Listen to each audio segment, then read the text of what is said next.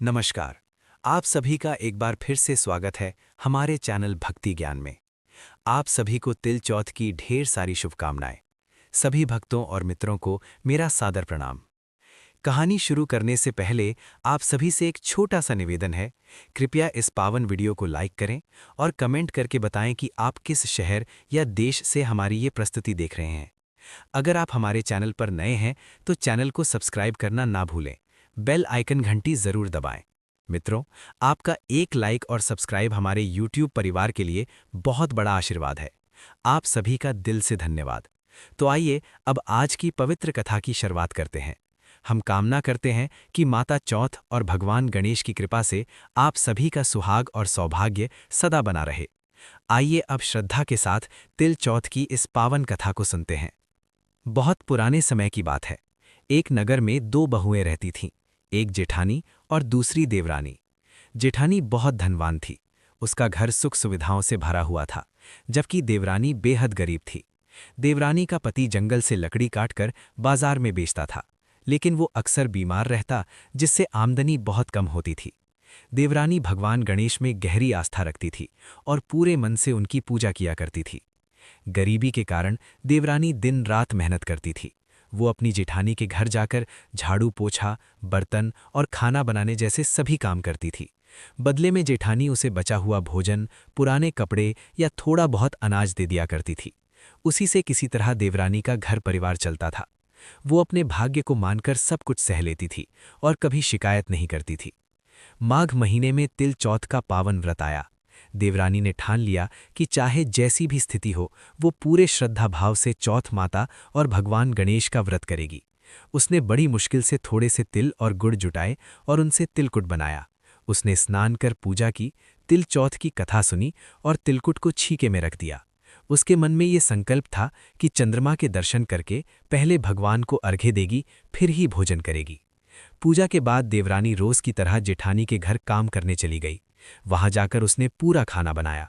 जब उसने बच्चों को खाने के लिए बुलाया तो बच्चों ने कहा कि आज माँ ने व्रत रखा है, जब तक माँ नहीं खाएगी हम भी कुछ नहीं खाएंगे। फिर उसने जेठ से कहा तो उन्होंने भी यही कहा कि चांद निकलने के बाद ही सब लोग साथ बैठकर खाएंगे। देवरानी ने विनती की कि उसे घर जाना है, इसलिए थोड़ा सा खाना अभी दे दिया जाए, लेकिन जेठानी ने साफ मना कर दिया और कहा कि आज किसी ने अभी तक भोजन नहीं किया है, इसलिए वो कुछ नहीं दे सकती। उसने ये भी कहा कि सुबह बचा हुआ खाना मिल जाएगा।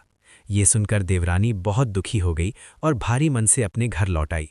घर पर उसके पति और बच्चे उम्मीद लगाए बैठे थे कि आज तिल चौथ है तो कुछ अच्छा खाने को मिलेगा। लेकिन जब देवरानी खाली हाथ पहुंची तो बच्चों की आंखों से आंसू बहने लगे। पति भी बहुत क्रोधित हो गया। उसने गुस्से में कहा कि दिन भर मेहनत करने के बाद भी वो एक रोटी नहीं ला सकी।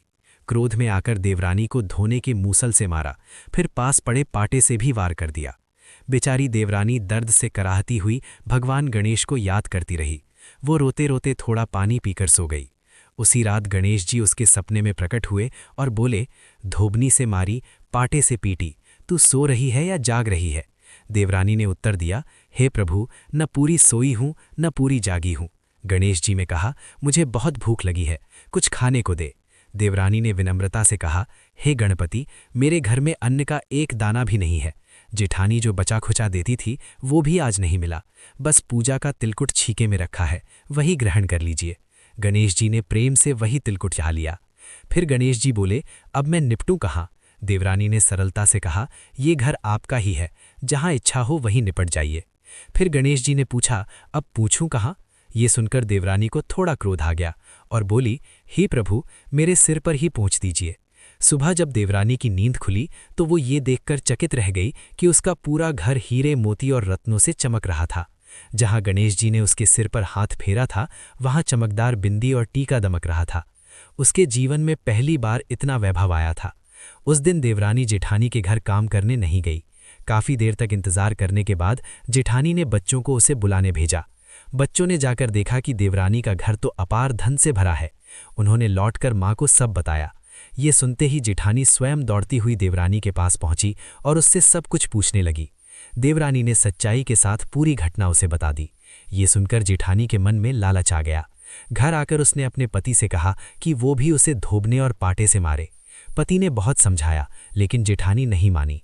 अंत में मजबूर होकर पति को वैसा करना पड़ा। मार खाने के बाद जेठानी ने ढेर सारा घी डालकर चूरमा बनाया, फल मेवे रखे और सब कुछ छीके में सजा दिया। रात को गणेश जी उसके सपने में आए और खाने को मांगा। जेठानी ने गर्व से कहा कि उसने बहुत स्वादिष्ट भोग तैयार किया है। गणेश जी ने सब देखा। फिर गणेश जी ने पूछा, अब निपटूं कहाँ? जेठानी बोली, मेरे पास तो बड़ा महल है, जहां चाहे निपट जाइए। जब गणेश जी ने पूछा, अब पूछूं कहाँ? तो उसने कहा, मेरे माथे की बड़ी बिंदी पर पूछ दीजिए। सुबह जेठानी जल्दी उठी, लेकिन उसने देखा कि पूरा घर गंदगी और दुर्गंध से भरा पड़ा है। उसके सिर पर भी गंदगी लगी थी। वो घबरा गई और रोते हुए गणेश जी से प्रार्थना करने लगी। बाद में गणेश जी ने बताया कि ईर्ष्या और लालच के कारण उसे ये पाल मिला है। गणेश जी ने कहा कि यदि वो अपने धन का आधा हिस्सा देवरानी को दे दे, तभी ये सब समाप्त होगा। जेठानी ने आधा धन दे दिया, लेकिन कुछ मुहरें छिपा ली। तब गणेश जी ने सुई की पाती तक का हिसाब मांगा। अंत में सब कुछ आधा आधा बांटने पर ही गंदगी दूर हुई। इस प्रकार चौथ बिंदायक जी ने सिखाया कि सच्ची श्रद्धा और निर्मल मन से किया गया व्रत ही फल देता है। हे गणेश जी, जैसे आपने उस गरीब देवरानी पर कृपा की, वैसे ही सब भक्तों पर कृपा बनाए रखना। कथा कहने वाले, सुनने वाले सभी पर अपनी दया बनाए रखना। तो ये थी तिल चौथ की दूसरी कथा। भगवान गणेश और चौथ माता की कृपा आप सभी पर सदा बनी रहे। यदि आपको ये कथा अच्छी लगी हो तो कमेंट और लाइक जरूर करें और भक्ति ज्ञान को सब्सक्राइब करना ना भूलें। धन्यवाद।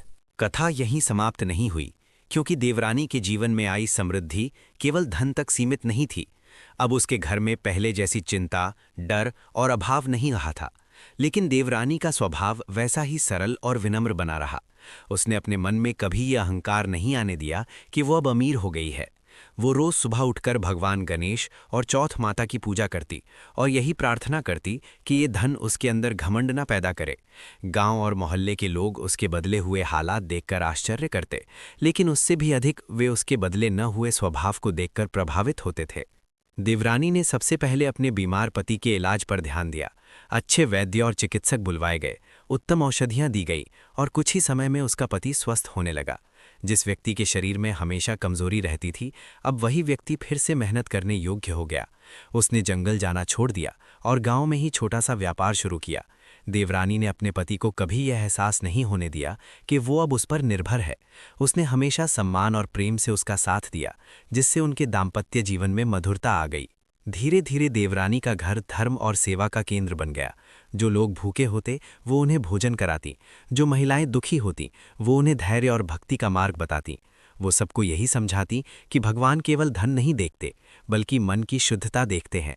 उसने अपने अनुभव से ये जाना था कि सच्ची भक्ति बिना किसी स्वार्थ के होती है। गांव की महिलाएं तिल चौथ का व्रत अब देवरानी के साथ बैठकर करने लगीं और उसकी कथा को बड़े श्रद्धा भाव से सुनतीं। उधर जेठानी के जीवन में बड़ा परिवर्तन आया था।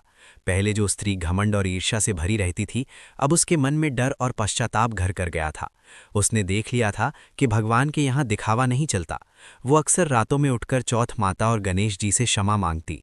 अब उसके मन में देवरानी के लिए जलन नहीं, बल्कि लज्जा और सम्मान का भाव था। वो समझ चुकी थी कि सच्चा सुख दूसरों को दबाकर नहीं, बल्कि दूसरों के साथ बांटकर मिलता है। एक दिन जेठानी स्वयं देवरानी के घर आई। उसके हाथ में कुछ फल और वस्त्र थे। वो रोते हुए देवरानी के चरणों में बैठ गई और अपने सभी अपराध स्वीकार करने लगी। देवरानी ने उसे तुरंत उठाया और गले से लगा लिया। उसने कहा कि बीती बातों को याद करके मन को और मैला मत करो। भगवान ने जो सिखाना था वो सिखा दिया। इस क्षण ने दोनों के रिश्ते में वर्षों से जमी कड़वाहट को धो दिया। उस दिन दोनों बहनों ने एक साथ बैठकर भोजन किया और पहली बार सच्चे मन से हंसी साझा की। कुछ समय बाद नगर में तिल चौथ का उत्सव बड़े स्तर पर मनाया जाने लगा। देवरानी की कथा अब दूर दूर तक फैल चुकी थी। लोग उसे सुनने के लिए आते और उससे आशीर्वाद लेते। देवरानी हर किसी से यही कहती कि वो कोई देवी नहीं है, बस एक साधारण स्त्री है जिसने भगवान पर भरोसा रखा। उसने कभी किसी को चमत्कार का लालच नहीं दिया, बल्कि हमेशा कर्म और भक्ति का मार्ग बताया। यही कारण था कि उसकी बातों में सच्चाई की गूंज थी। एक वर्ष ऐसा आया जब अकाल पड़ गया। अनाज की कमी होने लगी और कई घरों में चूल्हे ठंडे पड़ गए। ऐसे समय में देवरानी ने अपने भंडार खोल दिए। उसने बिना किसी भेदभाव के सभी को अनाज बांटा। उसने कहा कि ये धन और अन्न उसका नहीं, भगवान का दिया हुआ है और भगवान की वस्तु भगवान के भक्तों में बांटना ही सच्ची पूजा है। इस सेवा से उसका सम्मान और भी बढ़ गया, लेकिन उसके चेहरे पर वही सरल मुस्कान बनी रही। देवरानी के बच्चे अब बड़े हो रहे थे। वो उन्हें बचपन से ही यही सिखाती कि जीवन में धन से पहले धर्म और इंसानियत आती है। वो उन्हें अपनी पुरानी गरीबी की कहानियां सुनाती ताकि वे कभी अभाव का अपमान न करें। बच्चे भी माँ की बातों को मन में उतारते और हर जरूरतमंद की मदद करने का प्रयास करते। इस प्रकार देवरानी का परिवार एक उदाहरण बन गया, जहां संपत्ति के साथ साथ संस्कार भी पीढ़ी दर पीढ़ी आगे बढ़ रहे थे। एक रात फिर से गणेश जी देवरानी के स्वप्न में आए। इस बार उनके चेहरे पर प्रसन्नता थी। उन्होंने कहा कि जिस प्रकार उसने धन पाकर भी विनम्रता नहीं छोड़ी, उसी प्रकार यदि उसके वंशज भी यही मार्ग अपनाएंगे तो उनका नाम सदैव सम्मान के साथ लिया जाएगा। देवरानी की आंखों से आनंद के आंसू बह निकले। उसने हाथ जोड़कर केवल यही मांगा कि उसके मन में कभी भी अभिमान ना आए और उसकी बुद्धि सदैव सही मार्ग दिखाए। सुबह उठकर देवरानी ने अपने परिवार को ये स्वप्न सुनाया। सभी ने मिलकर भगवान का धन्यवाद किया। उस दिन से उनके घर में हर शुभ कार्य से पहले गणेश जी की कथा और तिल चौथ की कहानी सुनाना एक परंपरा बन गई। ये कथा केवल एक व्रत की नहीं रही, बल्कि जीवन का नियम बन गई कि सच्ची श्रद्धा और सच्चे कर्म का फल अवश्य मिलता है। समय के साथ देवरानी वृद्ध होने लगी, लेकिन उसकी आंखों में वही तेज और करुणा बनी रही। लोग दूर दूर से उससे आशीर्वाद लेने आते। वो सबको यही कहती कि भगवान को पाने के लिए बड़ा धन या बड़ा दिखावा नहीं चाहिए, बल्कि साफ मन चाहिए। उसने अपने जीवन से ये सिद्ध कर दिया था कि जो व्यक्ति ईमानदारी और भक्ति से चलता है, उसके मार्ग स्वयं भगवान सरल कर देते हैं। जब देवरानी ने इस संसार से विदा ली तो पूरा नगर शोक में डूब गया। लेकिन ये शोक केवल बिछड़ने का नहीं था, बल्कि उस प्रेरणा के लिए कृतज्ञता का भी था जो उसने सभी को दी थी। लोगों ने तय किया कि हर तिल चौथ पर उसकी कथा विशेष रूप से सुनाई जाएगी, ताकि आने वाली पीढ़ियां भी ये सीख सकें कि सच्ची श्रद्धा और सच्चे कर्म का फल तभी मिलता है जब मन निर्मल हो। आज भी जब तिल चौथ आती है तो महिलाएं व्रत रखते समय देवरानी को याद करती हैं। वो अपने मन में ये संकल्प लेती हैं कि वो भी ईर्ष्या, लालच और घमंड को त्याग कर सच्चे मन से भगवान की पूजा करेंगी। ये कथा केवल अतीत की कहानी नहीं, बल्कि आज भी उतनी ही जीवंत है जितनी उस समय थी। इस प्रकार तिल चौथ की ये कथा हमें सिखाती है कि भगवान की कृपा उसी पर होती है जो दुख में भी विश्वास न छोड़े। जिसने अभाव में भी भक्ति का दीप जलाए रखा, वही सच्चा अधिकारी बना। हे गणेश जी और चौथ माता, आप सभी के जीवन में भी ऐसी ही श्रद्धा, शांति और सद्भाव बनाए रखें। देवलानी के जाने के बाद भी उसका घर सूना नहीं हुआ, बल्कि उसकी सीखों से भरा रहा। उसका पति और बच्चे उसके बताए मार्ग पर चलते रहे। घर में रोज सुबह दीपक जलता, गणेश जी का स्मरण होता और तिल चौथ की कथा दोहराई जाती। पड़ोस के लोग जब भी किसी संकट में होते तो उसी घर की ओर आशा से देखते। ऐसा लगता था मानो देवरानी की आत्मा अब भी वहीं रहकर सबका मार्गदर्शन कर रही हो। उसका नाम लेते ही लोगों के मन में विश्वास जाग उठता और उन्हें ये एहसास होता कि सच्ची भक्ति कभी व्यर्थ नहीं जाती। समय बीतने के साथ देवरानी के बच्चों की पहचान केवल धन के कारण नहीं, बल्कि उनके संस्कारों के कारण होने लगी। वे जहां भी जाते वहां सत्य, सेवा और विनम्रता का उदाहरण बनते। बड़े बेटे ने निर्धनों के लिए अन्न क्षेत्र खुलवाया, जहां कोई भी भूखा नहीं लौटता था। छोटी बेटी स्त्रियों को व्रत और कथा का महत्व समझाती और उन्हें आत्मसम्मान का मार्ग दिखाती। लोग कहते कि देवरानी भले ही शरीर से न रही हो, लेकिन उसके संस्कार पूरे नगर में जीवित हैं। एक बार नगर में बड़ा विवाद खड़ा हो गया। दो परिवारों के बीच वर्षों पुरानी दुश्मनी फिर से उभर आई और बात हिंसा तक पहुंचने लगी। ऐसे समय में देवरानी के बेटे को बुलाया गया। उसने दोनों पक्षों को बैठाकर शांति से समझाया और अपनी मां की कथा सुनाई कि कैसे ईर्ष्या ने विनाश और भक्ति ने कल्याण दिया। उसकी बातों में ऐसी सच्चाई थी कि दोनों परिवारों की आंखें खुल गईं। विवाद सुलझ गया और लोग समझ गए कि संयम और धर्म से बड़ी कोई शक्ति नहीं। तिल चौथ का पर्व अब केवल एक व्रत नहीं, बल्कि नगर का सबसे बड़ा उत्सव बन गया था। उस दिन गरीब और अमीर का भेद मिट जाता। सब एक साथ कथा सुनते, प्रसाद बांटते और जरूरतमंदों की मदद करते। ये परंपरा देवरानी के जीवन से प्रेरित होकर बनी थी। लोग कहते कि जिस दिन इस पर्व से सेवा का भाव निकल जाएगा, उस दिन इसका अर्थ भी समाप्त हो जाएगा। इसलिए हर वर्ष लोग मन से नहीं, बल्कि कर्म से भी चौथ माता की पूजा करने लगे। उधर जेठानी का जीवन भी पूरी तरह बदल चुका था। वो अब पहले जैसी कठोर नहीं रही। उसने अपने धन का बड़ा भाग धर्म कार्य में लगा दिया। उसे अब इस बात का संतोष था कि उसने अपनी भूल स्वीकार कर ली। वो अक्सर देवरानी की तस्वीर के सामने बैठकर घंटों प्रार्थना करती और कहती कि उसकी आत्मा जहां भी हो उसे क्षमा कर दे। धीरे धीरे उसके मन का बोझ हल्का होता गया और उसे भी जीवन में शांति मिलने लगी। एक रात जेठानी ने स्वप्न में देवरानी को देखा। देवरानी के चेहरे पर वही शांत मुस्कान थी। उसने कहा कि क्षमा मांगने से नहीं बल्कि बदलने से मुक्ति मिलती है, और तू बदल चुकी है। ये स्वप्न जेठानी के लिए वरदान बन गया। सुबह उठते ही उसने निर्धनों के लिए एक बड़ा दान दिया और मन ही मन निश्चय किया कि शेष जीवन सेवा में लगाएगी। उसके बाद से उसके घर में भी सुख शांति बनी रहने लगी। नगर के बाहर बसे गांवों में भी देवरानी की कथा फैल चुकी थी। महिलाएं अपने बच्चों को सुलाने से पहले ये कहानी सुनाती ताकि उनके मन में भक्ति और करुणा के बीज बचपन से ही पड़ जाएं। कई स्त्रियां कहती कि जब भी वे जीवन में टूटने लगती हैं तो उन्हें देवरानी का संघर्ष याद आ जाता है और वे फिर से खड़ी हो जाती हैं। इस तरह एक साधारण स्त्री की कथा असाधारण शक्ति बन गई। एक बार भारी वर्षा के कारण नदी में बाढ़ आ गई। कई घर डूबने लगे और लोग भयभीत हो गए। देवरानी के परिवार ने सबसे पहले अपने घर के द्वार खोल दिए। पीड़ितों को शरण दी गई, भोजन कराया गया और बच्चों को सुरक्षित स्थान दिया गया। लोगों ने कहा कि जैसे कभी भगवान ने इस घर को संकट से उबारा था, वैसे ही आज ये घर दूसरों के लिए भगवान का सहारा बन गया है। इस सेवा से कथा और भी गहरी हो गई। समय के साथ देवरानी के घर को लोग भक्ति सदन कहने लगे। वहां कोई खाली हाथ नहीं जाता था। कोई दुख लेकर आता तो समाधान पाता, कोई भूखा आता तो भोजन पाता, कोई भटका हुआ आता तो मार्ग पाता। ये सब किसी चमत्कार से नहीं बल्कि उन मूल्यों से संभव हुआ जो देवरानी ने अपने जीवन में जिए थे। यही उसकी सबसे बड़ी पूजा थी और यही उसका सबसे बड़ा प्रसाद भी। कई वर्षों बाद नगर में एक संत आए। उन्होंने भक्ति सदन में रुककर सारी कथा सुनी। उन्होंने कहा कि सच्चे तीर्थ वही होते हैं जहां अहंकार नहीं, सेवा का जल बहता है। उन्होंने नगरवासियों को समझाया कि मंदिर पत्थरों से बनते हैं, लेकिन ऐसे घर संस्कारों से बनते हैं। ये सुनकर लोग और भी सावधान हो गए कि कहीं वे दिखावे की भक्ति में सच्ची भक्ति को ना भूल जाएं। देवरानी के वंशजों ने ये प्रण लिया कि वे कभी इस कथा को व्यापार नहीं बनाएंगे। वे ना तो दान का ढिंढोरा पीटेंगे और ना ही अपने नाम का प्रचार करेंगे। उनका विश्वास था कि जब कार्य सच्चा होता है तो उसका प्रभाव स्वयं फैलता है। यही कारण था कि उनकी सेवा और श्रद्धा में कभी कमी नहीं आई। लोग स्वयं प्रेरित होकर उनसे जुड़ते चले गए। जब भी तिल चौथ की रात चंद्रमा निकलता तो लोग आकाश की ओर देखकर यही प्रार्थना करते कि उनके मन में भी वैसी ही शुद्धता आ जाए जैसी उस गरीब देवरानी में थी। महिलाएं अपने सुहाग की कामना के साथ साथ अपने मन के दोषों को भी त्यागने का संकल्प लेतीं। इस प्रकार व्रत केवल मांगने का नहीं बल्कि बदलने का पर्व बन गया।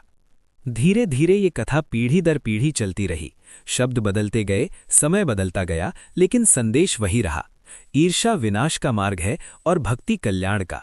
जिसने दुख में भी भगवान को नहीं छोड़ा, उसे भगवान ने कभी नहीं छोड़ा। यही तिल चौथ की सच्ची सीख थी और यही कथा की आत्मा भी। आज भी जब कोई स्त्री तिल और गुड़ से तिलकुट बनाती है तो उसे देवरानी की याद अवश्य आती है। वो जानती है कि उस छोटे से प्रसाद में केवल मिठास नहीं बल्कि विश्वास छिपा है। यही विश्वास जीवन की सबसे बड़ी पूंजी है, जो न छिनती है न घटती है। ये कथा उसी अमूल्य पूंजी की याद दिलाती है।